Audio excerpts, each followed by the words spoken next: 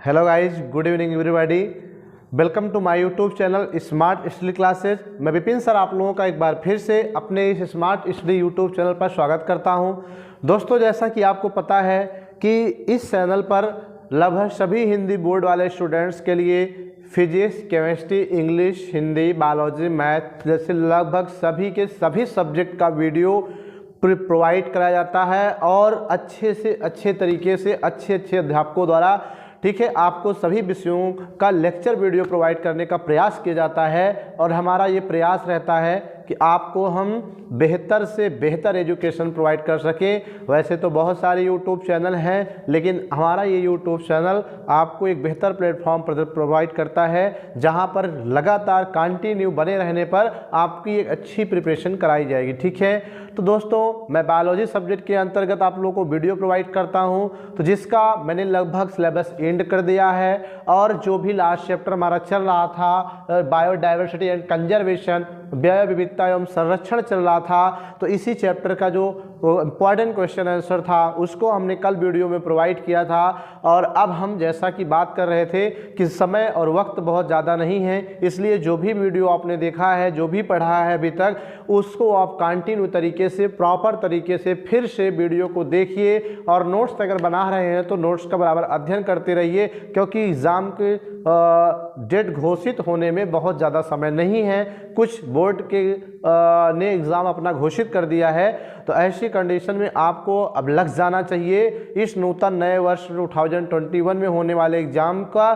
कहीं ना कहीं आपका ये यूट्यूब चैनल एक बेजोड़ प्लेटफॉर्म है, इसलिए इस YouTube चैनल पर आप बने रहिए। ठीक है, तो आइए हम देखते हैं कि आज के इस वीडियो में हम जो कवर करेंगे वो क्वेश्चन हमारा है हॉट स्पॉट क्या है समझाइए।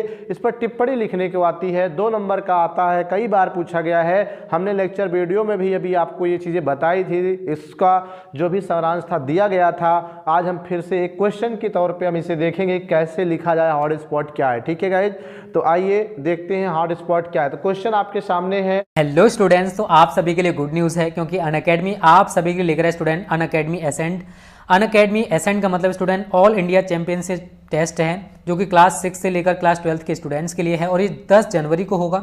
और आप टेस्ट देकर इस स्कॉलरशिप्स भी जीत सकते हो 5 लाख रुपए तक के। और कैसे आप फ्री ऑफ कॉस्ट एनरोल कर सकते हो ये भी मैं आपको बताने वाला हूँ स्टूडेंट्स। ओके, हेलो स्टूडेंट्स, तो आप नीचे डिस्क्रिप्शन में जो लिंक है उन पर क्लिक करोगे तो आपको ये पेज शो होने लगेगा। तो स्टूडेंट आप जैसे ही नीचे आओगे तो एनरोल फॉर फ्री पर क्लिक कर देना बच्चों। आप क्लास 11th में हो या 12th में, तो मैं 12th पर क्लिक करता हूँ बच्चों। तो यहाँ पर आपको एनरोल का ऑप्शन दिखाई दे रहा है। तो बच्चों अगर आपको जैसे आप एनरोल पर क्लिक करते हो और आपसे बच्चों आगे प्रोमो कोड पूछा जाता है, तो वहाँ प्रोमो कोड में बच्चों आपको ध्यान रखना है स्मार्ट स्टडी क्लासेस जरूर डालना है, स्मार्ट स्टडी क्लासेस, और बिल्कुल भी गैप मत करना स्मार्ट स्टडी क्लासेस में, तभी आप इस टेस्ट को फ्री ऑफ कॉस्ट दे पाओगे। और अगर आप पहले से ही हो तो बच्चों बस आपको एनरोल पर क्लिक कर देना है और आपका एनरोल्ड हो जाएगा और आप आसानी से 10 जनवरी को टेस्ट दे सकते हो। कि हॉट स्पॉट जिसको हिंदी में तप्त स्थल भी कहते हैं और इंग्लिश में हॉट स्पॉट कहते हैं। ठीक है, तो ये हॉट स्पॉट क्या है आज हम इसी को देखेंगे। ठीक है, तो सबसे पहली चीज़ हम आपको बताएं कि हॉट स्पॉट तप्त स्थल यानी एक प्रकार का स्थल है। क्या है? एक प्रकार का स्थल है, क्षेत्र है, पृथ्वी पर एक ऐसा क्षेत्र, एक ऐसा स्थल जहां पर क्या हो, किसी भी प्रकार के एनिमल्स की समृद्धि बनी रहे, उनका वृद्धि विकास बना रहे और वहां पर ऐसे स्थानों पर किसी कोई प्रकार की उन्हें क्या हो, प्रॉब्लम्स ना हो, न शिकार की, न भोजन की, न पानी की, सारी व्यवस्था और सुरक्षा उस स्थान पर अगर मिले तो ऐसे स्थान को, ऐसे क्षेत्र को क्या कहा जाता है? हॉट स्पॉट अर्थात तप्त स्थल कहा जाता है। ठीक है गाइज, तो आइए देखिए कैसे आंसर लिखा जाता है। मैंने 100 बार आपको बताया होगा, फिर से बता रहे हैं कि इस तरह से जब क्वेश्चन एग्जाम में आए तो पहले क्वेश्चन का हेडिंग बना के लिखा करो। तो यहाँ पर मैंने हॉट स्पॉट अर्थात तप्त स्थल डाल दिया, फिर लिखेंगे पृथ्वी का वह क्षेत्र जहां पर, पृथ्वी का वह क्षेत्र जहां पर जाति समृद्धि, ठीक है, जाति समृद्धि अधिक से अधिक होती है, जाति समृद्धि अधिक से अधिक होती है, जाति समृद्धि अधिक से अधिक होती है और जहां पर कुछ ऐसी जातियां, जहां पर कुछ ऐसी जातियां पाई जाती हैं जो अन्य स्थानों पर सामान्य रूप से नहीं पाई जाती हैं, उसे हम हॉट स्पॉट कहते हैं या तप्त स्थल कहते हैं। ठीक है, क्या कहते हैं? तप्त स्थल कहते हैं गाइस। ठीक है, तो ये आपका हो गया, डेफिनेशन क्लियर हो गई कि पृथ्वी का वह क्षेत्र जहां पर जाति समृद्धि अधिक होती है, दैट्स इंपॉर्टेंट पॉइंट ये हॉट स्पॉट के बारे में। ठीक है, जीव जंतु हैं उनकी जाति समृद्धि अधिक से अधिक होती है। समृद्धि का मतलब होता है डेवलपमेंट, एक तरह से विकास की ओर, उनको कहाँ किसी कोई प्रॉब्लम ना हो, तो जाति समृद्धि अधिक से अधिक होती है। और जहां पर कुछ ऐसी जातियां पाई जाती हैं जो कहीं और पृथ्वी के सामान्य भूभाग पर नहीं पाई जाती हैं, तो ऐसे क्षेत्र को हम क्या कहते हैं? हॉट स्पॉट कहते हैं, अर्थात तप्त स्थल कहते हैं गाइस। ठीक है, क्या कहते हैं? तप्त स्थल कहते हैं, हॉट स्पॉट कहते हैं। ठीक है, तो ये इसकी क्या हो गई? डिफिनीशन हो गई। अगर हम बात करें तो एक वैज्ञानिक थे, कह लीजिए नॉर्मन मायर्स। कौन थे? नॉर्मन मायर्स के अनुसार अगर हम बात करें तो ठीक है, पृथ्वी पर कुल संसार में अगर हम बात करें, ऑल ओवर वर्ल्ड की बात करें, पूरे विश्व की बात करें, तो पूरे विश्व में ऐसे क्षेत्रों की संख्या 34 बताई गई है। ठीक है, नॉर्मन मायर्स के अनुसार पृथ्वी पर ऐसे हॉट स्पॉट एरिया 34 घोषित किए गए हैं, जिनमें से भारत में मात्र 3 हैं। ठीक है, जिनका नाम हिमालय, इंडो बर्मा और पश्चिमी घाट श्रीलंका है। तो ये 3 क्षेत्र भारत में ऐसे हैं जो हॉट स्पॉट के रूप में घोषित किए गए हैं। और इन तीनों क्षेत्रों में रहने वाले जीवों की जातियों को किसी प्रकार की कोई शिकार की, कोई खाने पीने, मतलब किसी प्रकार कोई प्रॉब्लम नहीं, वहाँ आराम से रह सकते हैं, उनका विकास वृद्धि आराम से हो सकता है, उनकी समृद्धि आसानी से बनी रहेगी। ठीक है, तो वही है कि पृथ्वी पर कुल संसार में 34 हॉट स्पॉट घोषित किए गए हैं। 34 हॉट स्पॉट घोषित किए गए हैं, जिनमें से भारत में कुल 3 हॉट स्पॉट है जो इस प्रकार है। Number 1 Himalaya, number 2 Indo Burma, number 3 पश्चिमी घाट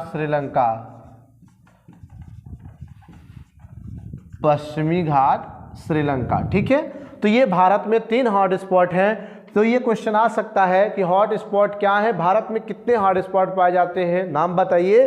तो हिमालय, इंडो बर्मा, पश्चिमी घाट श्रीलंका, भारत में ये 3 आपके क्या हैं? हॉट स्पॉट बनाए गए। ठीक है, तो ये आपका हो गया हॉट स्पॉट। ठीक है, तो यहाँ पर एक नोट हम आपको बता रहे हैं कि कुल हॉट स्पॉट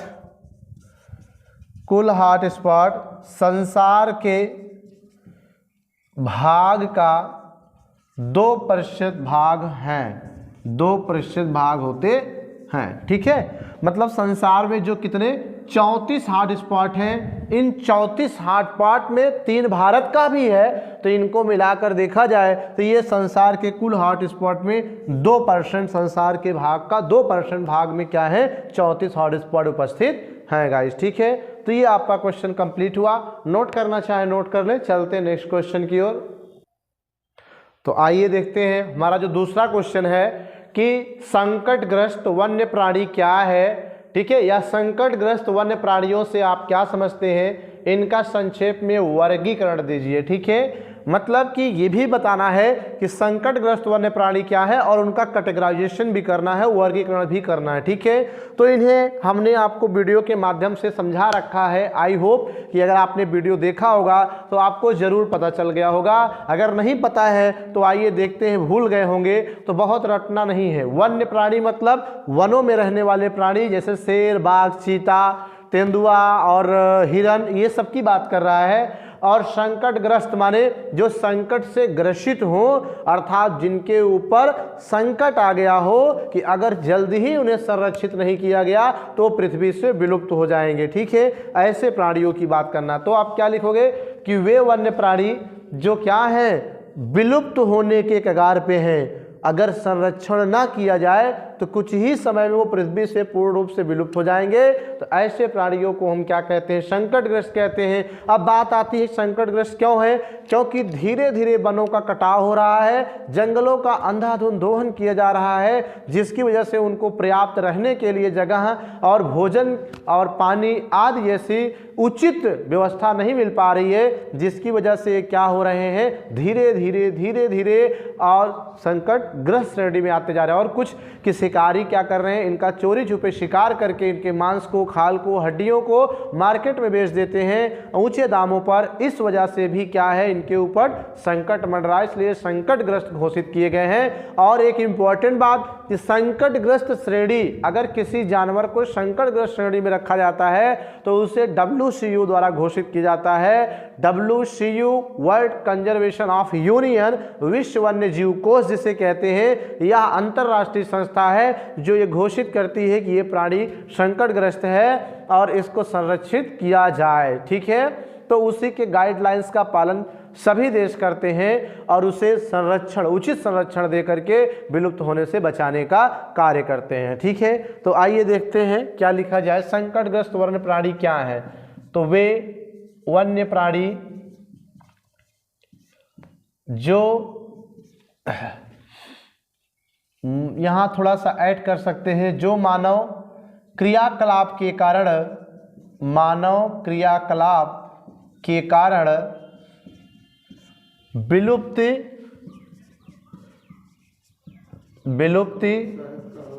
के कगार पर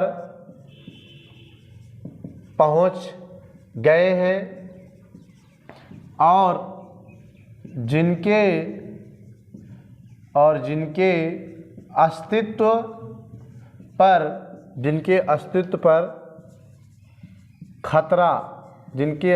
पर खतरा मंडरा रहा है, उन्हें संकटग्रस्त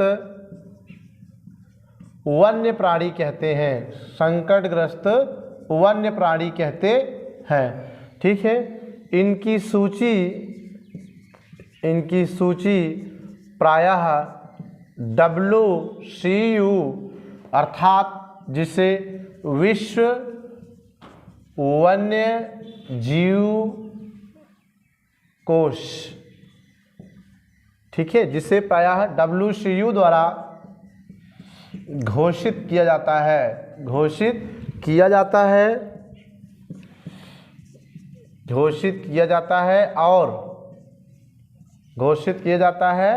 और इन्हें RDB अर्थात रेड डाटा बुक में सम्मिलित कर लिया जाता है।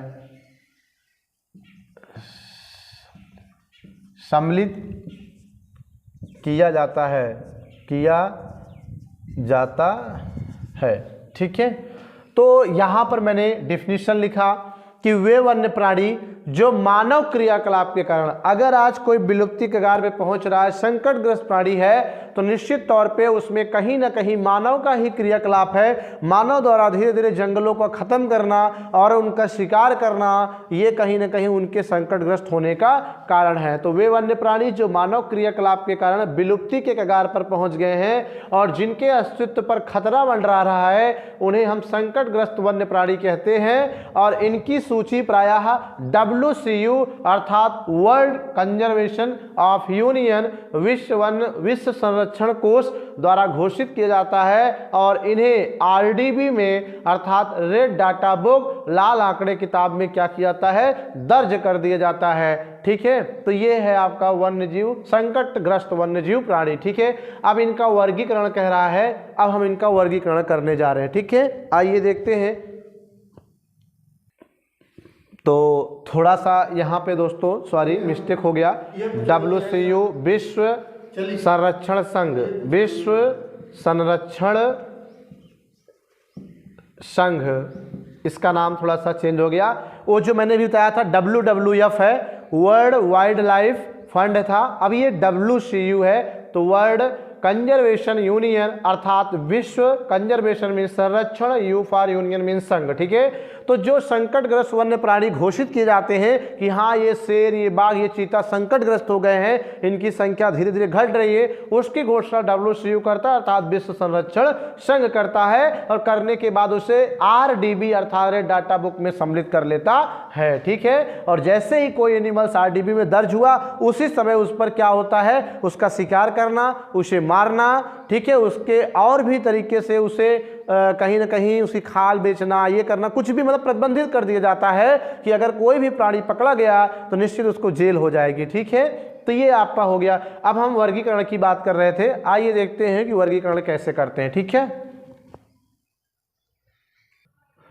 तो मैंने यहाँ वर्गीकरण किया है संकटग्रस्त वन्य प्राणियों का वर्गीकरण। ठीक है, तो ये देखिए कुछ स्तनधारी ऐसे हैं जो संकटग्रस्त हैं, कुछ पक्षी भी हैं जो संकटग्रस्त घोषित किए गए हैं, और कुछ सरीसृप वर्ग के प्राणी और कुछ उभयचर वर्ग के प्राणी क्या किए गए हैं, संकटग्रस्त घोषित किए गए हैं। तो मैंने यहाँ पे सबकी लिस्ट दी है कि इसका वर्गीकरण इस प्रकार है। संकटग्रस्त स्तनधारी अर्थात ऐसे वन्य प्राणी जो स्तनधारी हैं और संकटग्रस्त हैं, उन्हें संकटग्रस्त वन्य स्तनधारी प्राणी कहते हैं, जैसे बब्बर शेर, बाघ, भेड़िया, कष्टोरी मृग, हिमचीता आदि। ठीक है, ये स्तनधारी प्राणी हैं जो संकटग्रस्त हैं। तो एग्जाम में पूछ सकता है दो संकटग्रस्त स्तनधारी प्राणी का नाम बताइए, तो आपको पार्टिकुलर पूछ रहा है तो पार्टिकुलर आंसर देना होगा। ठीक है, ऐसा नहीं स्तनधारी प्राणी पूछ रहा, आप पक्षी का दे दीजिए, आप सरीसृप वर्ग का दे दीजिए, आप उभयचर वर्ग का, ऐसे नहीं चलेगा। ठीक है, तो जो पूछ रहा है क्वेश्चन को ध्यान से पढ़ के उसी हिसाब से आप आंसर देने का प्रयास करेंगे। ठीक है गाइस। और दूसरा है कि संकटग्रस्त पक्षी क्या है, तो ऐसी पक्षियां जिनका अस्तित्व खतरे में है, जो पृथ्वी पर विलुप्ति के कगार पहुंच गई हैं, उन्हें संकटग्रस्त पक्षी कहते हैं, जैसे बतखें, बाज, धनेश, हुकना, बटेर आदि। ऐसी बहुत सारी पक्षियां हैं, ये सब जो संकटग्रस्त हो गई हैं। ठीक है, और इसी क्रम में अगर हम बात करें तो संकटग्रस्त सरीसृप कुछ पक्षियां हैं, ये भी संकटग्रस्त घोषित किए गए हैं, जैसे मगरमच्छ, गोह, विषैले सर्प आदि। ठीक है, ये सरीसृप वर्ग के प्राणी हैं जो कि अस्तित्व पर, अपने अस्तित्व से लड़ाई लड़ रहे हैं। ठीक है, और अगर इनको संरक्षण ना दिया गया तो कुछ ही समय में पृथ्वी से विलुप्त हो जाएंगे, जो कि जैव विविधता के लिए खतरा है और मानव जीवन के लिए भी खतरा है। इसलिए बेहतर होगा कि इनका बने रहने के लिए इन्हें संरक्षण दिया जाए, क्योंकि जब जैव विविधता बनी रहेगी तभी मानव सभ्यता और मानव जीवन भी पृथ्वी पर रहेगा। अन्यथा अगर जैव विविधता खत्म हुई, खतरे में पड़ी, तो मानव जीवन भी खतरे में पड़ जाएगा, इसमें कोई दो राय नहीं। ठीक है,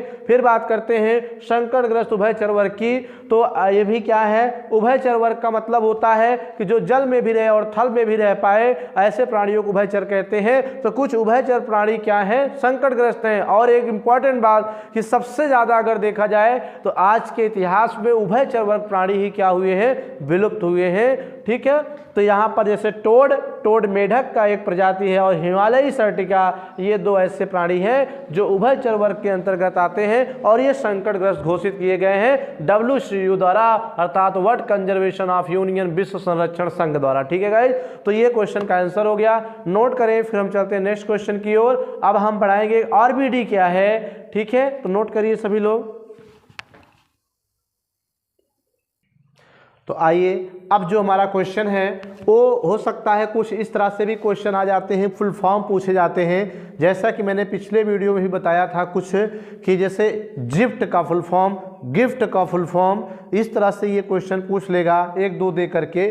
जैसे ये है आपका ZIFT और GIFT, GIFT, और मान लीजिए गिफ्ट हो गया, जिफ्ट हो गया, IVF हो गया, MTP हो गया।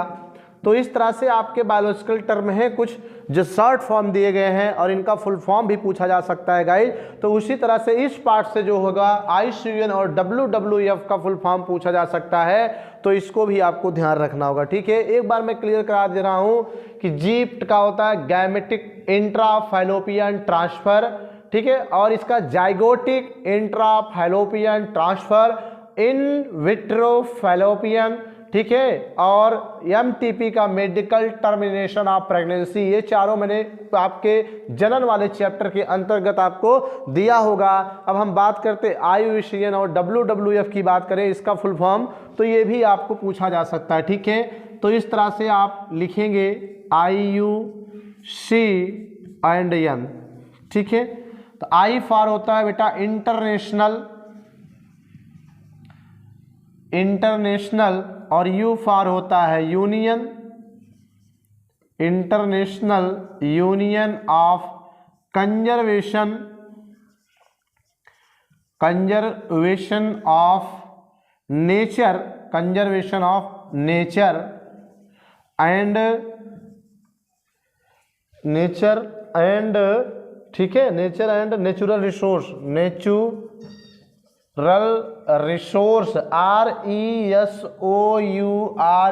रिसोर्सेज कह सकते हो। ठीक है, तो ये आपका फुल फॉर्म हो गया। I for international, U for union of, C for conservation of nature and N for natural resource. ठीक है, ये हो गया।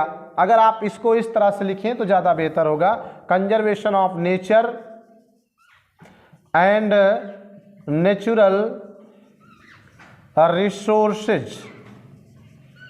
रिसोर्सेज, ये आपका फुल फॉर्म हो गया। ठीक है, international, I for international, U for union of, C for conservation of, N for nature and natural resource. ठीक है, ये आपका क्या हो गया फुल फॉर्म। अगर इसे हिंदी में देखा जाए तो अंतरराष्ट्रीय प्राकृतिक संरक्षण संघ कहते हैं। ठीक है, अंतरराष्ट्रीय प्राकृतिक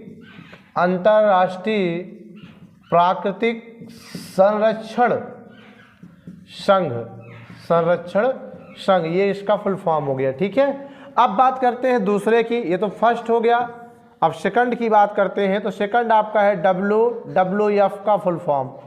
ठीक है, ये भी आपसे पूछ सकता है। तो यह W फॉर वर्ल्ड, ठीक है, W for world wild life, F for होता है फंड, FUND अर्थात विश्व वन्यजीव कोष। ठीक है, ये आपका फुल फॉर्म हो गया किसका, WWF का फुल फॉर्म। वो W फॉर वर्ल्ड और फिर W for world life and wild life. World life मतलब होता है वन्य जीव, और वर्ल्ड फॉर विश्व, और फंड मीन्स होता है कोष। ये आपका दोनों का क्या हो गया गाइज, फुल फॉर्म हो गया। तो ये भी आप नोट कर लीजिए, ये भी आपके एग्जाम में पूछा जा सकता है। ठीक है, तो आइए देखते हैं नेक्स्ट क्वेश्चन कि बाघ परियोजना पर टिप्पणी लिखिए। ठीक है, ये भी क्वेश्चन आपके बोर्ड में कई बार पूछा गया है, तो सो इम्पॉर्टेंट है एग्जामिनेशन के लिए। तो बाघ परियोजना क्या है, मैंने पिछले वीडियो में आपको बाघ परियोजना और बाघों के संरक्षण के बारे में भी मैंने कुछ डिस्कस किया था। तो फिर से एज ए क्वेश्चन अगर आपके पेपर में आता है तो आप क्या करेंगे और कैसे लिखेंगे। ठीक है, तो देखिएगा, बाघ परियोजना हेडिंग करिएगा। मैंने कहा किसी भी क्वेश्चन का आंसर देने के लिए ज़्यादा से ज़्यादा पॉइंट आउट और टॉपिक्स को हेडिंग करके लिखिएगा तो अच्छा लगेगा, बेहतर लगेगा। ठीक है, और चीज़ें एग्जामिनर को पकड़ने में आसानी हो जाती हैं। ठीक है, तो आइए देखते हैं बाघ परियोजना क्या है। यह एक ऐसी परियोजना है जिसके अंतर्गत भारत में बाघों को संरक्षित किए जाने का प्रयास किया गया है। ठीक है, यानी एक ऐसी परियोजना जिसके अंतर्गत बाघों को कैसे संरक्षित रखा जाए, उनकी जनसंख्या कैसे बढ़ाई जाए, इन सब बातों का ख्याल रखा गया हो, तो उसे हम क्या कहते हैं, बाघ परियोजना कहते हैं। ठीक है, और भारत में घटती जनसंख्या को देख करके, किसकी जनसंख्या, आपकी जनसंख्या नहीं, बाघों की जनसंख्या की बात कर रहा है, ठीक है, कि भारत में एक समय था सन 50 से करीब, सन 1950 से करीब देखें तो शायद बाघों की संख्या भारत में बहुत थी, लेकिन वर्तमान समय में इसकी बाघों की संख्या बहुत कम हो गई। तो भारत में इसकी घटती जनसंख्या को देखते हुए भारत सरकार ने सन 1972 और 73 के मध्य क्या किया कि बाघ को राष्ट्रीय प्राणी घोषित कर दिया। एक नंबर का क्वेश्चन यहां से भी उठाया जा सकता है एग्जाम में कि भारत का राष्ट्रीय प्राणी कौन सा है, बाघ है। कब घोषित किया गया, 1972 और 73 में घोषित किया गया, ठीक है। तो राष्ट्रीय प्राणी घोषित किया और इसके संरक्षण के लिए विश्व वन्य जीवन कोष या विश्व वन्य जीव कोष अर्थात WWF world wild life fund की सहायता से भारत सरकार ने क्या किया कि बाघ परियोजना का निर्माण किया। और इसी परियोजना के परिणाम के अंतर्गत भारत में जो राष्ट्रीय उद्यान थे पहले से कुछ, उन्हीं को बाघ अभ्यारण्य के रूप में मान्यता दे दिया भारत सरकार ने, ठीक है। और यही राष्ट्रीय उद्यानों में बाघों को क्या किया गया, संरक्षित किया गया, उन्हें बचाने का प्रयास किया गया, ठीक है।